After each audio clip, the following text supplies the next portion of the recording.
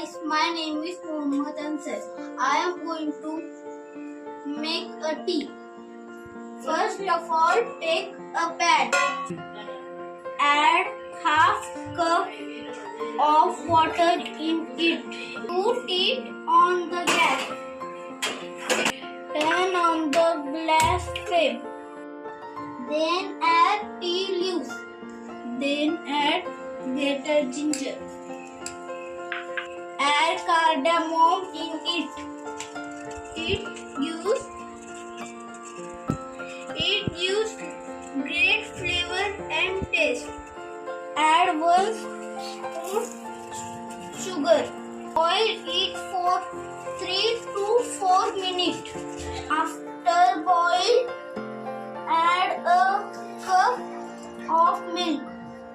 Boil it for 3 to minutes. Turn off the gas flame. Strain tea